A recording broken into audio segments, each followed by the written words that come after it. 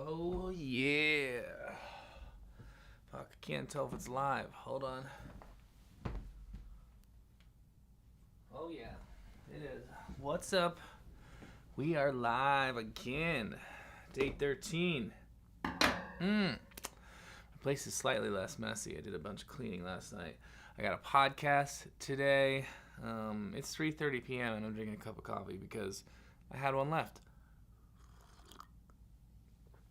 Oh, it's fucking good. I just keep drinking that shit till it's gone. So, um, I did. I was went and picked up a check, and I was driving.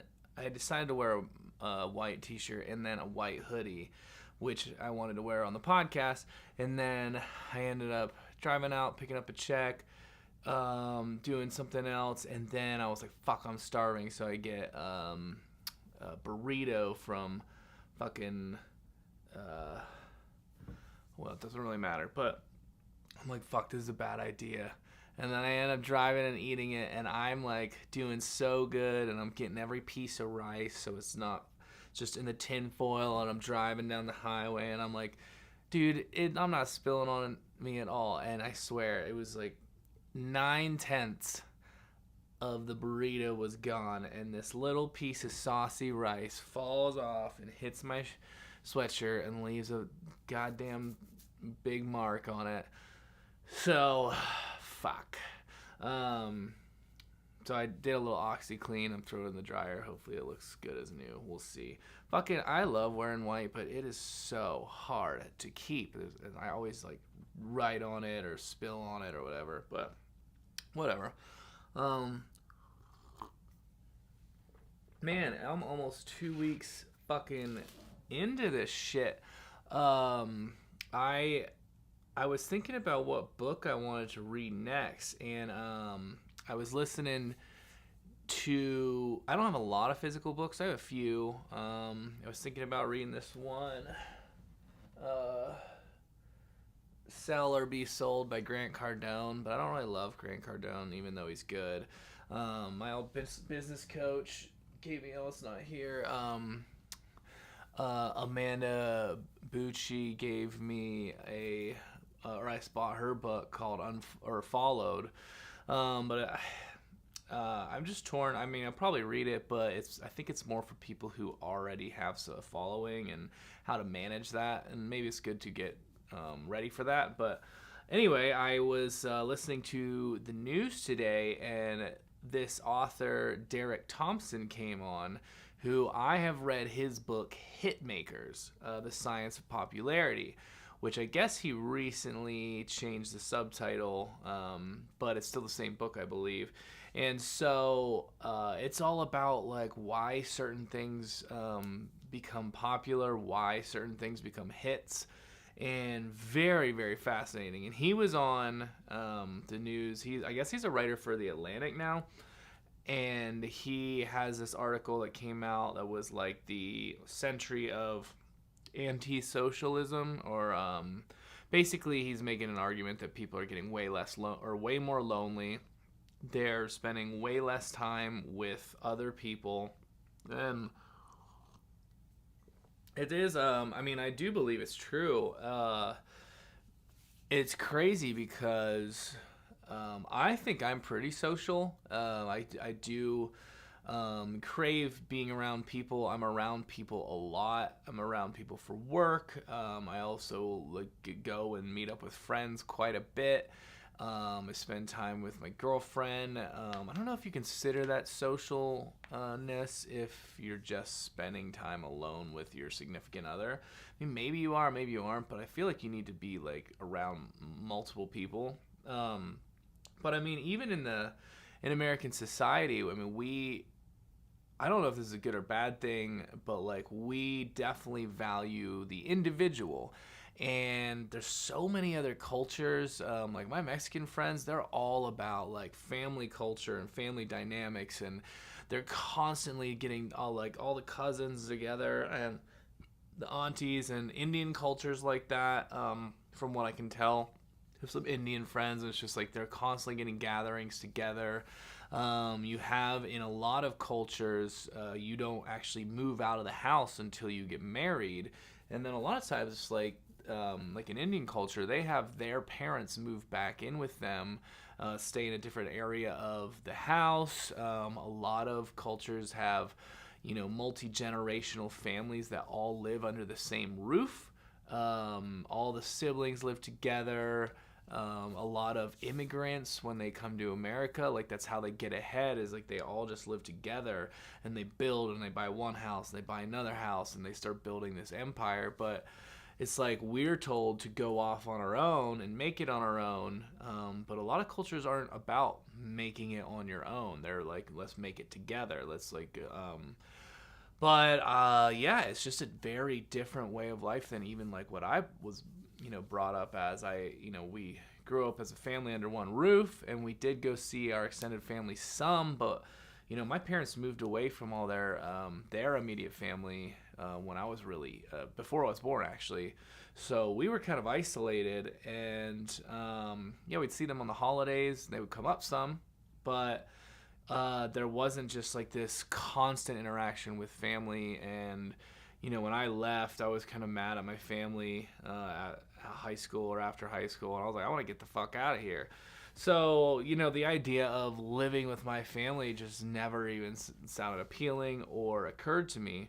But I do see the value of just the people spending, like everybody living together or spending time close together, and dinners, having the whole family together. I like the idea of having a lot of friends, and spending your evenings with different friends, and having a lot of community there. But yeah, I guess a lot of people don't have a lot of that, and they're pretty reclusive, and they only go out once in a blue moon, and other than that, they're in. And I hear people talk about, I hate being around people, etc. I don't really see much of it personally. When I work at the bar I work at, I think everybody there is pretty social. I mean, I see the same group of people in there playing darts, having dinner with their families, talking to friends. There's like a big social gathering place at the bar, and it is around alcohol, which is a little obviously unhealthy, but you have the socialness and the social dynamic that is really healthy for people versus just being alone and lonely. So anyway, I guess you wrote this article. I tried to read it, but it's through a paywall, and I'm not paying for the Atlantic. I mean, sorry, Derek, I love you, but yeah. So, I got on that tangent because, anyway, I was like, is that the same Derek Thompson that wrote Hitmakers? And it is, and that reminded me. I was just like, fuck, man, I would reread that book again because I'm about to start recording some music and doing some other stuff. So I was like, this is a good refresher, I think, for me. To check out kind of, because there is some like really interesting principles about, there's one that the guy who designed, like Air Force One, he designed like most of New York or Manhattan. He designed like parts of the space station, like the iconic view that you see. He was like a very pivotal figure in a lot of design in America coming up, and he had a philosophy called the Maya principle, MAYA, and it stands for most advanced yet accessible. And what he discovered was if you try to go too advanced, where you don't really recognize anything because everything is new, it doesn't resonate with the populace because it's just like too extreme, too far advanced. But if you go too accessible and like everything you've already seen or heard, you end up getting bored, and you're like, I've heard this before, I don't need to hear it again. So you want to have enough change and something new in what you're designing or making, but you can't go too far new. You still have to have it rooted in familiarity.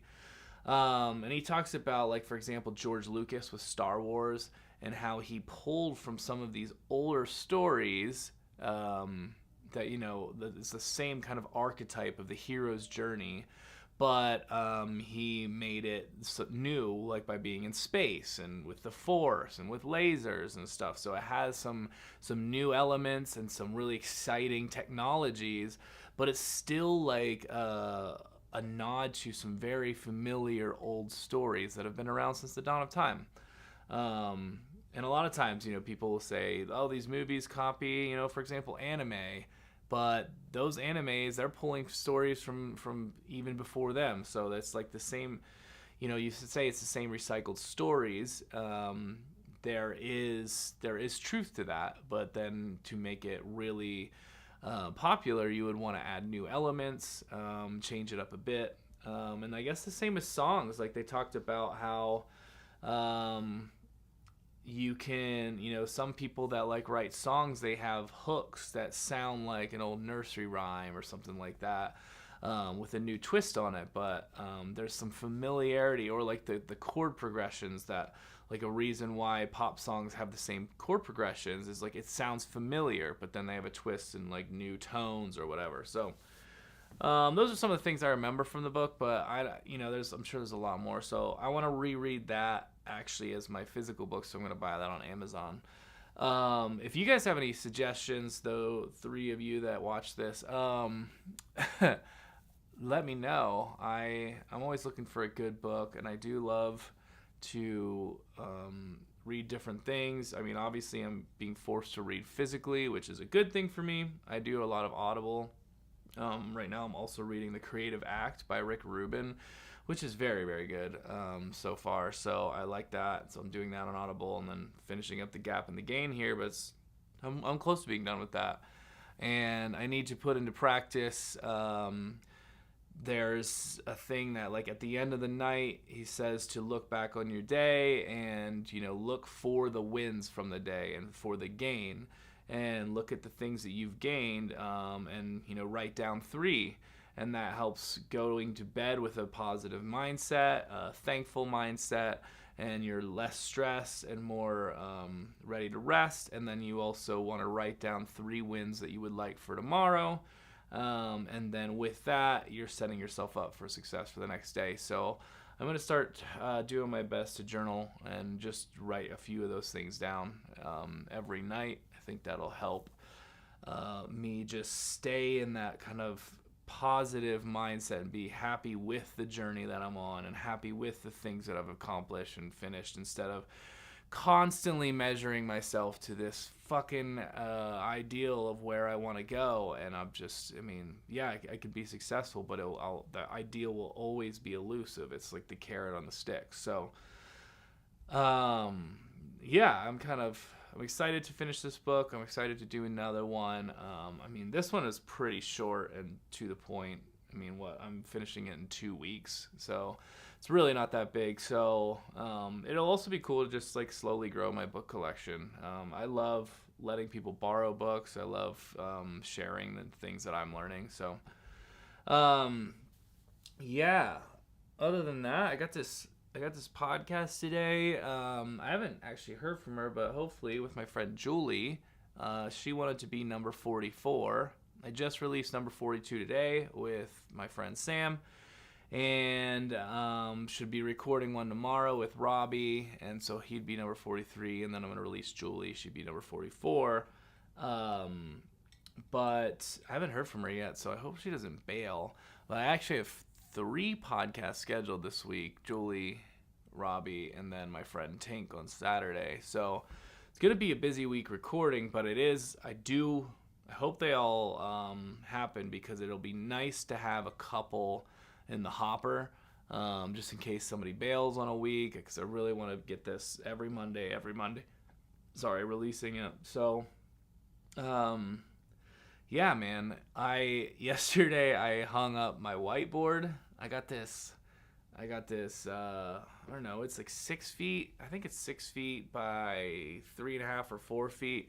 Holy shit, my shoulders are sore. I didn't even work out shoulders for like 2 days. They were really sore. I got this whiteboard. They're normally like a couple $100. I got it for $90, I think, on Marketplace. And I want to start like mapping out my week and putting my to-do list up there. gonna try to do some do a scrum thing, which is like how you take a project from start to finish in succession and keep track of where you are on your projects and help it get out of my mind, and so there's less fucking shit rattling around in my brain all the time. Yeah, man, just trying to get more organized. I fucking live my life in chaos, I swear. It's just, I don't know, my brain's always all over the place. So is my shit all over the stuff. I hung this like shoe rack thing that hangs on the edge of your door, or the inside of your door. It's supposed to hold shoes. But I'm like, Cindy gave me the idea, and it's like perfect for just small little things and keeping, shit organized, and so you can see it. So I'm gonna try to utilize that to keep cables and little fucking knickknacks and shit that I just have thrown everywhere. But yeah, dude, I gotta get ready for this podcast. I'm gonna try a couple things for it, and yeah, hopefully Julie shows. Fingers crossed. But I guess tomorrow is the last day of the second week, so looking forward to that, and we're just plugging along in this fucking 75 hard journey. So say what's up in the comments if you see this, and I'll chat tomorrow. Peace.